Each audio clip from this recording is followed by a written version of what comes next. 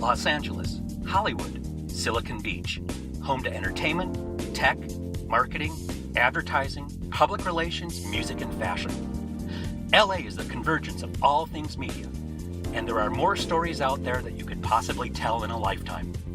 It's all right in our backyard, and AMA Los Angeles is here to help you get the word out.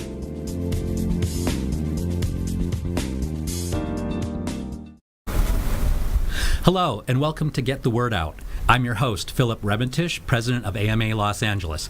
We want to thank our sponsor, Manhattan Advertising and Media Law, and of course, the World Center of Broadcast Media here in Hollywood, California. Community service is a very important element of American Marketing Association Los Angeles. For the past year, we've been providing pro bono services and community services to the Los Angeles Ronald McDonald House. Mm-hmm. My guest today is Courtney Delato, Program Services Manager for the House, as we affectionately call it. It's okay to call it the House, right, Courtney? Okay, absolutely. Great. And so thank you so much for taking time and being on our show. So for our viewers out there that might not know what the Los Angeles Ronald McDonald House is all about, can you tell us just a little bit about the core mission of the house? Sure. Okay, so the Los Angeles Ronald McDonald House is part of the greater sort of Ronald McDonald House charities worldwide. So we have about 350 houses worldwide, and then we have 6 in Southern California, which make up the Southern California chapter. Got it. Okay, right. So the mission of all of the houses is the same, and that's to provide temporary housing, or what we like to call a home away from home, for families that have a child undergoing treatment for cancer or other life-threatening illnesses at partner hospitals. So what makes the Los Angeles House really unique within the chapter is our size and the real need that exists in our particular location. So we are partnered with Children's Hospital Los Angeles, which is one of the major pediatric facilities in Los Angeles, as well as all of the other major hospitals. So the UCLA Children's Hospital, Mattel Children's Hospital. Across the street. Right. Cedars-Sinai, Shriners, Hollywood Presbyterian, Kaiser. So we're a huge building. We have 2 buildings, 75 rooms, and we're often, including right now, at full capacity with a waiting list. Well, that's what I wanted to ask you. When I first visited the house, it seemed like it was a boutique hotel or an Airbnb. The visual impression that I had in my head beforehand was not what reality was, and I think it's fantastic. But tell me a little bit about the qualifications. How does a family qualify for a stay at the house? So it's pretty simple. They need to have a child in treatment at one of our partner hospitals. The child needs to be under 18 years old, and the family needs to live a prohibitive distance from the hospital where they're being treated, which for us is about 30 miles from their hospital location. Wow. Okay. So how many do you have a lot of families that are from international? I mean, that are traveling internationally to come to the house? So it's interesting. Only about 30% of the families that stay with us are actually international. The largest is from California. So about 60% of the families that are staying with us are from California. 11% are from LA County, and I believe 11% are out of state. So on a daily basis, how many, on average, how many people are you taking care of a day? So we have 75 rooms, and like I said, we're at full capacity. And that's between both facilities, right? I mean, they're 2 buildings, but they're one house. We're right next door to one another. And I would say, on average, we have about 225 people staying with us. Wow. That's a lot. And so meals are included. Laundry's included. Tell me a little bit about the meals of love.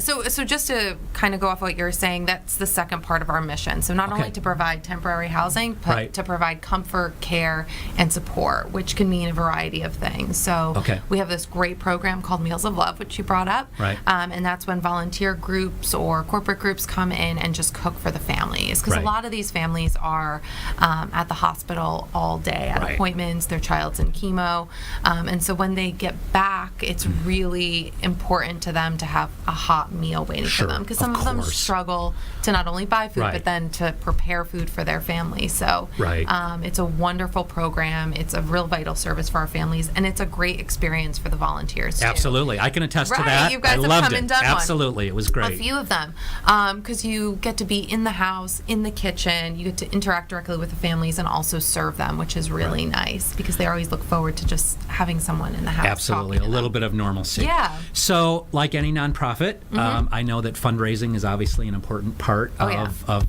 your activities. Can you tell me a little bit about the activities that you do, and then talk to me a little bit about the walk? Yeah, sure. So we have a few smaller fundraisers that happen throughout the year in a variety of different kind of capacities. So we have a young professional group that hosts different events for people like 20 to 30.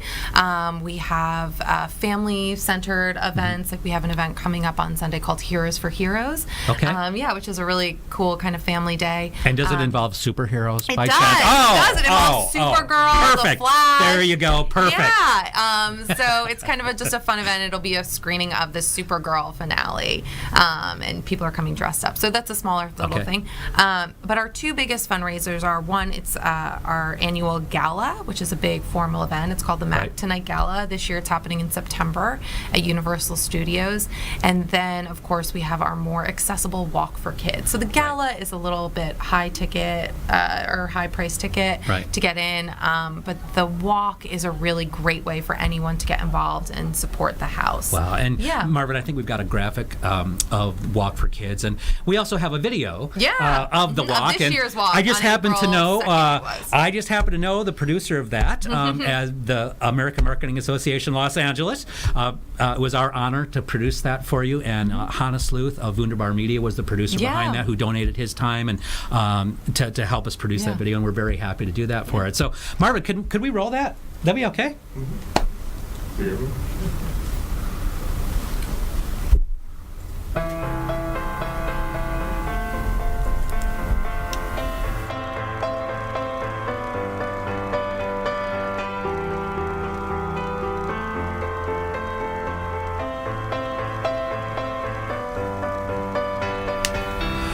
So, Courtney, this is obviously a huge event. Yeah. Talk to me a little bit about the planning. When do you start planning for this thing?